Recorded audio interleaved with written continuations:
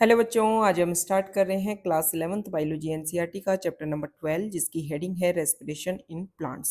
सबसे पहले हम देख लेते हैं कि इस चैप्टर में हम किन किन पॉइंट्स के बारे में स्टडी करेंगे।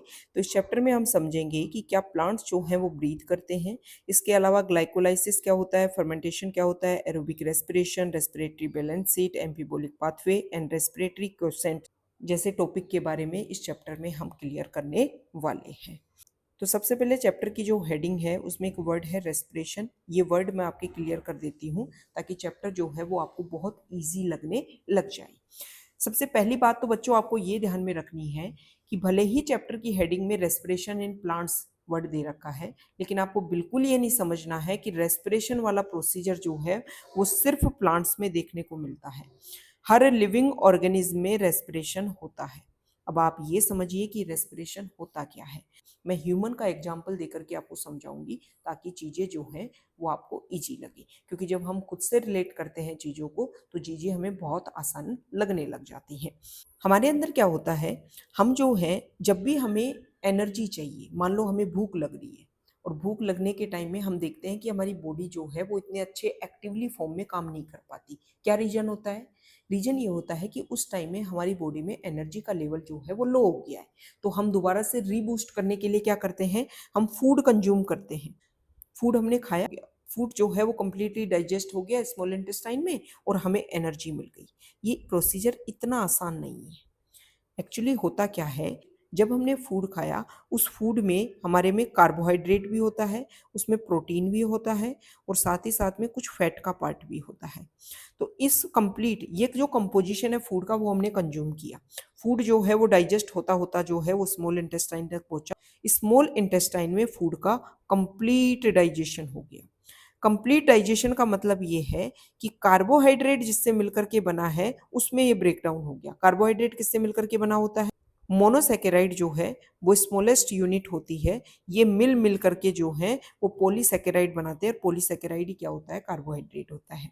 इसमें मेनली हम ग्लूकोज के ऊपर फोकस करते हैं। प्रोटीन जो है वो अमीनो एसिड से मिलकर के बना होता है।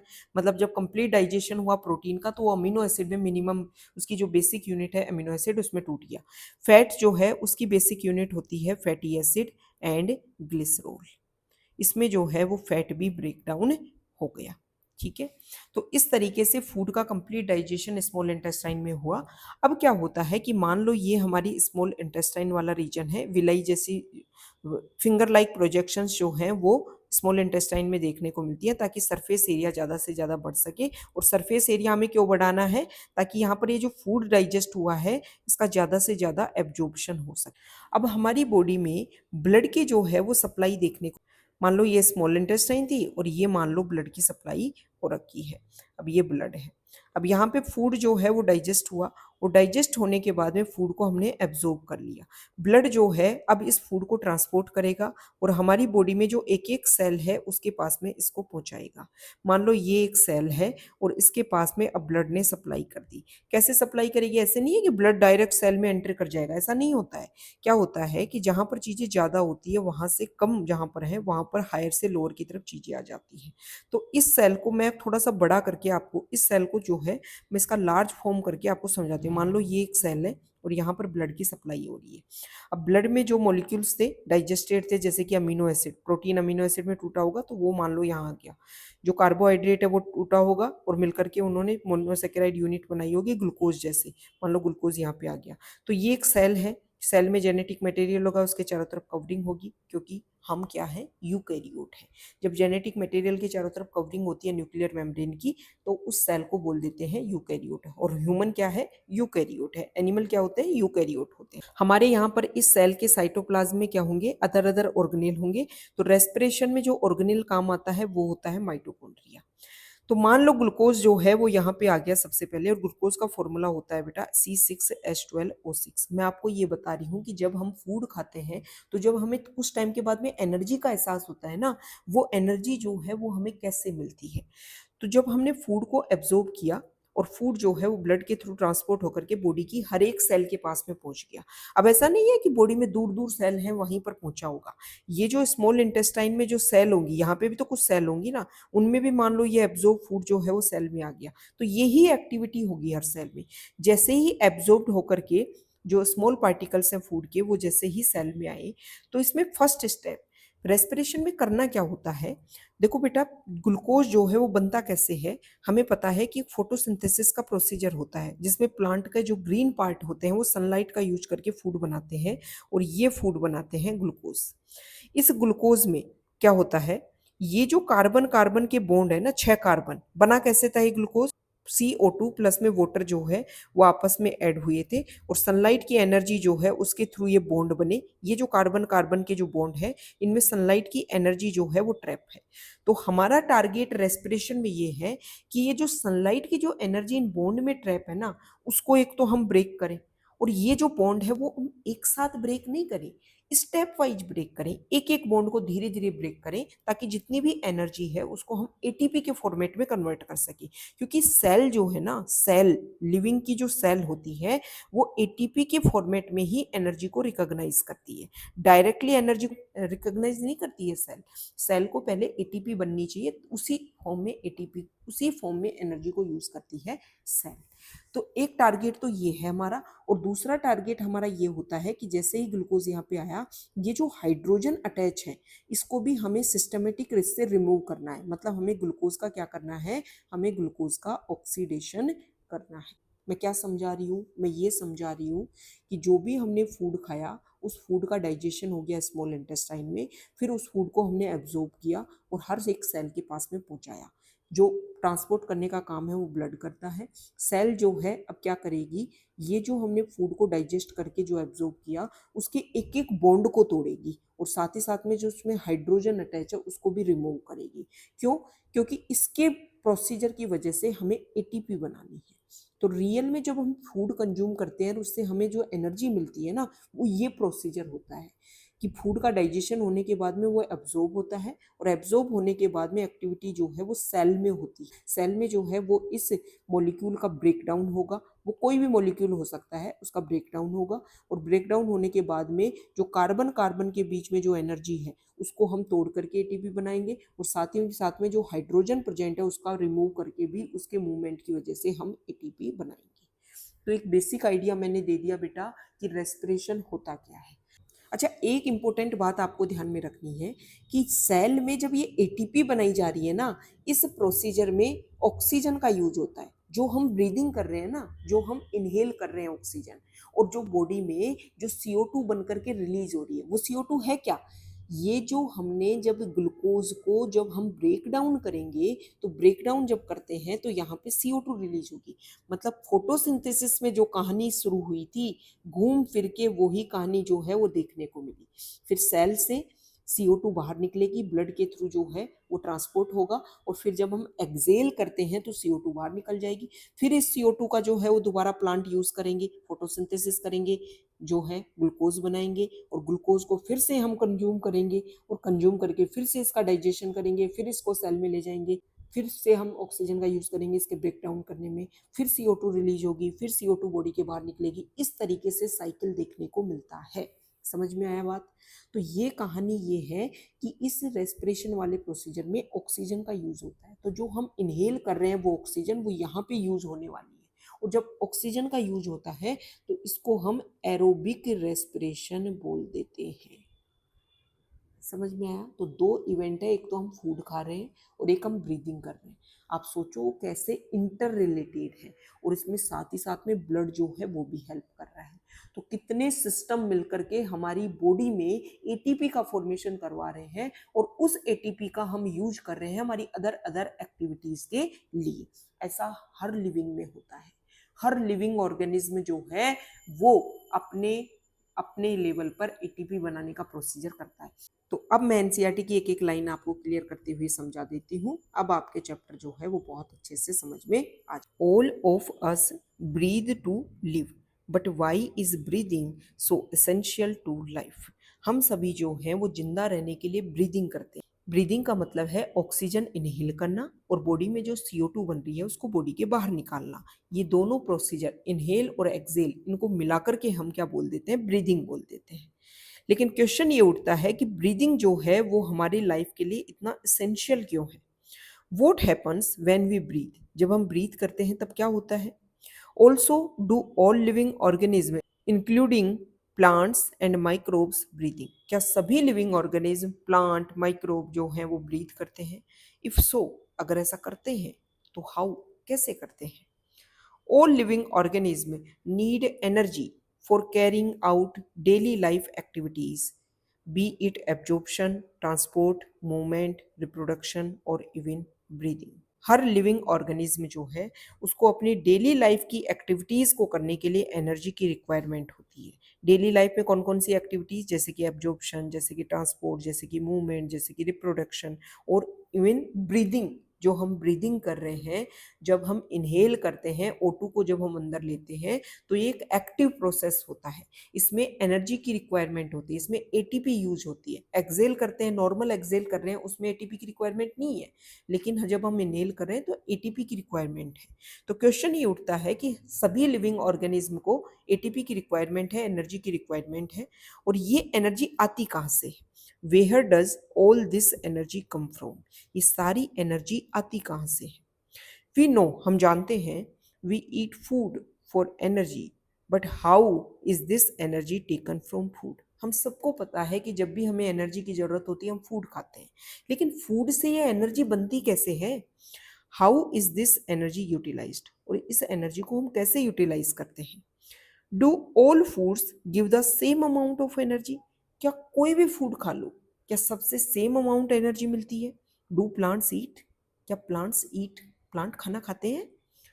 Where do plant get their energy from, अगर प्लांट खाना नहीं खाते हैं, क्योंकि हमने तो आज तक ये पढ़ा है कि फोटोसिंथेसिस करते हैं, फूड बनाते हैं।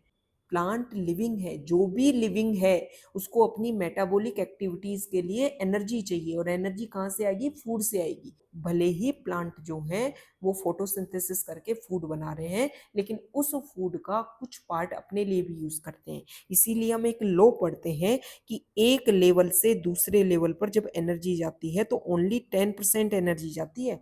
मतलब मान लो प्लांट ने 100 ग्लूकोज मॉलिक्यूल बनाए, जिसमें 90 जो है वो खुद के लिए यूज कर लेता है, सिर्फ 10 जो है वो नेक्स्ट लेवल पर भेजता है। ठीक है, ये मैंने एक एग्जांपल देकर के समझाने की कोशिश की आपको।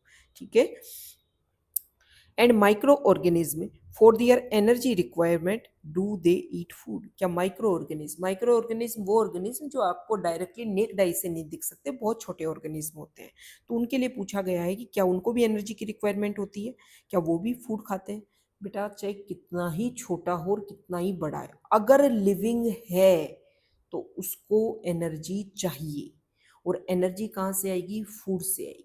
या तो डायरेक्टली फूड कंज्यूम करे, या किसी ऐसे लिविंग ऑर्गेनिज्म के ऊपर रहे, वहां से डायरेक्ट शक करके जो है वो एनर्जी ले। You may wonder at the several questions raised above, अब ये ऊपर जो क्वेश्चन उठाए गए हैं ना, इससे आपको थोड़ा सा ऐसा वंडरिंग, आश्चर्य जैसा लग रहा होगा। They may seem to be very disconnected, ये जो क्वेश्चन उठाए गए हैं अभी जो ऊपर अपने क्वेश्चन किए, ये सारे एक दूसरे से बिल्कुल रिलेटेड नहीं है। एक तरफ मैं बोल रही हूँ फूड खाते हैं, एक तरफ बोल रही हूँ ब्रीदिंग क्यों करते हैं, लेकिन अभी समझ में आएगा कि एक दूसरे से रिलेटेड है। But in reality the process of breathing is very much connected to the process of release of energy from food. जो हम ब्रीदिंग कर रहे हैं उसका बहुत गहरा कनेक्शन है, जो हम फूड खा रहे हैं उस फूड से, उस फूड के ब्रेकडाउन से जो एनर्जी बना रहे हैं, उसमें ब्रीदिंग का एक बहुत बड़ा रोल है। Let us try and understand how this happen, तो चलो अब समझते हैं कि कैसे होता है कि ब्रीदिंग और फूड का कंजम्पशन, इस फूड से जो एनर्जी बन रही है वो कैसे आपस में रिलेटेड है। All the energy required for life processes is obtained by oxidation of some macromolecules that we call food. सारी की सारी एनर्जी जो लाइफ के प्रोसेस के लिए रिक्वायरमेंट है, ये हमें कहाँ से मिलती है, जो हमने फूड खाया। फूड में हम क्या खाते हैं, जो मैंने अभी समझाया, कार्बोहाइड्रेट हो गया, प्रोटीन हो गया, फैट हो गया, इसके ऑक्सीडेशन से हमें ये सारी एनर्जी मिलती है। Green plants and cyanobacteria can prepare their own food, green plants और साइनोबैक्टीरिया, साइनोबैक्टीरिया मतलब ब्लू ग्रीन एल्गी, और ये किसका मेंबर है, किंगडम मोनेरा का मेंबर है।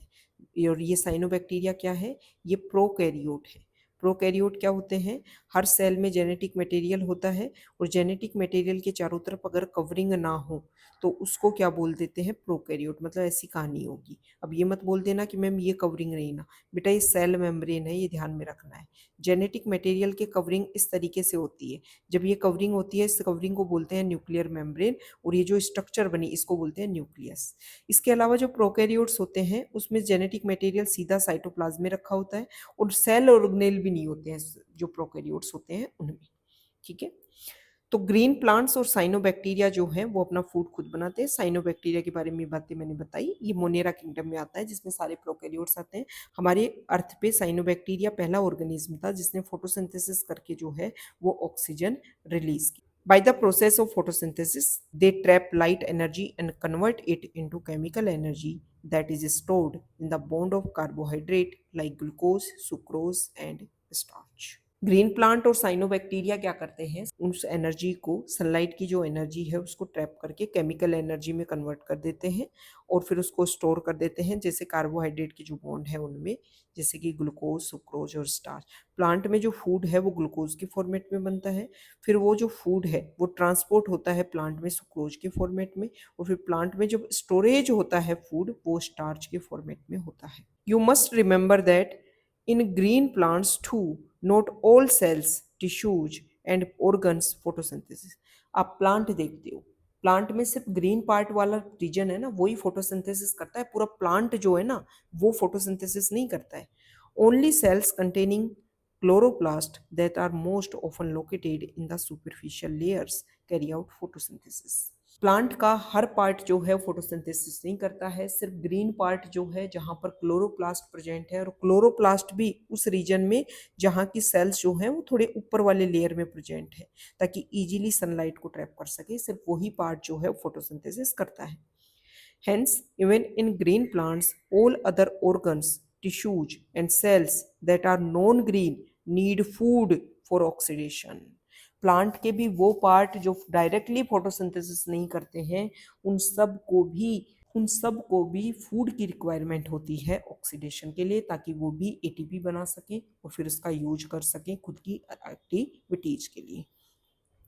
Hence, food has to be translocated to all non-green parts। इसलिए प्लांट में क्या किया जाता है, ग्लूकोज के फॉर्मेट में तो फूड बना, और फिर प्लांट में वो पार्ट जहाँ पर डायरेक्टली फोटोसिंथेसिस नहीं हो रहा है तो वहाँ पर फूड को ट्रांसपोर्ट किया जाता है, और फूड जो है वो प्लांट में सुक्रोज के फॉर्मेट में ट्रांसपोर्ट होता है।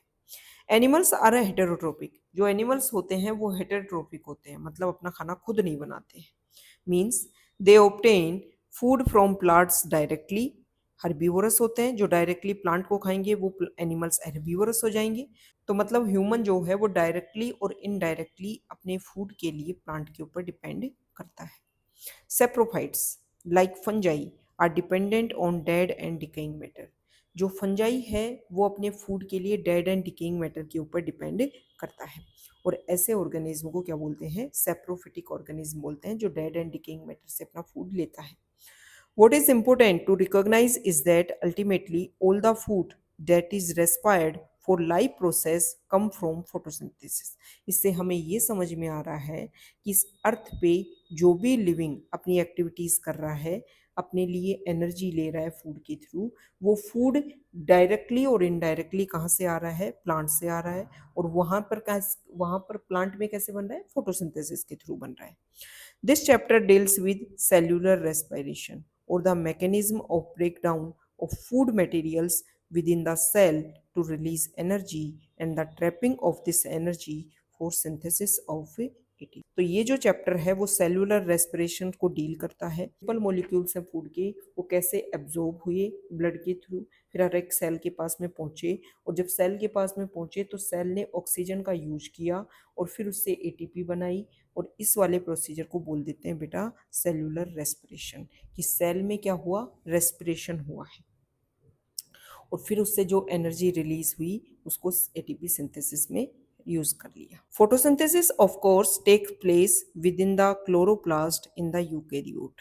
यूकैरियोट में क्लोरोप्लास्ट एक ऑर्गेनेल होता है जो प्लास्टिड का टाइप है जिसमें फोटोसिंथेसिस होता है। Whereas the breakdown of complex molecule to yield energy takes place in the cytoplasm and in the mitochondria.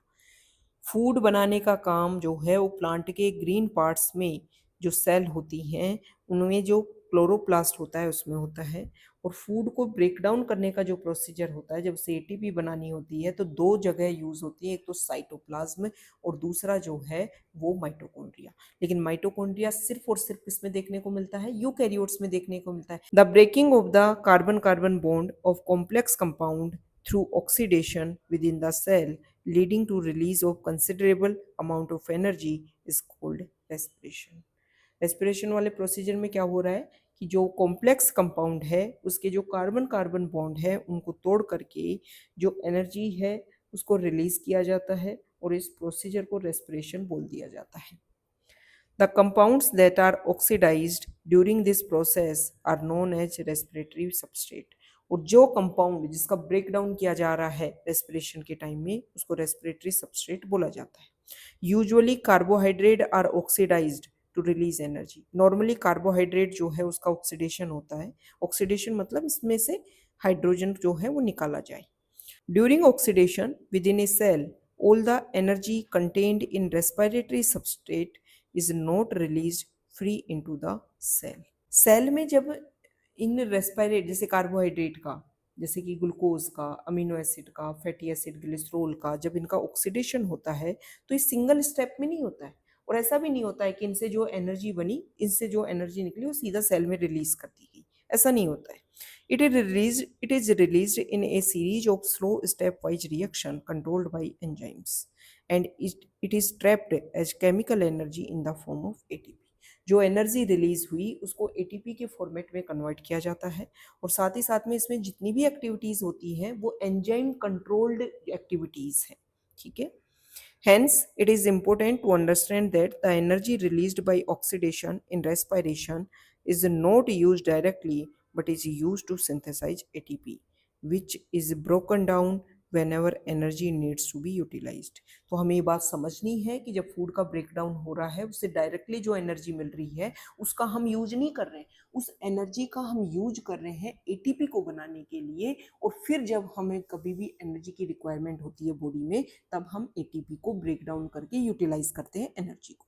Hence ATP act as the energy currency of the cell. इसलिए ATP जो है वो cell की energy currency है। मतलब cell को जब भी एनर्जी खर्च करनी है ना तो एटीपी को ब्रेक डाउन करती है। जैसे जब भी हमें कुछ खर्चा करना होता है तो हम अपनी करेंसी जो है वो रुपीज निकालते हैं, नोट निकालते हैं। सेल की एनर्जी करेंसी क्या है? ATP. This energy trapped in ATP is utilized in various energy requiring process of the organism. और ये जो एनर्जी जो एटीपी के फॉर्मेट में ट्रैप हुई है, ऑर्गेनिज्म जो हैं उनकी बॉडी में जो अलग अलग प्रोसीजर होते हैं, जो अलग अलग एक्टिविटीज होती हैं जहाँ पर उनको एनर्जी की रिक्वायरमेंट होती है वहाँ पर इसका यूज करते हैं।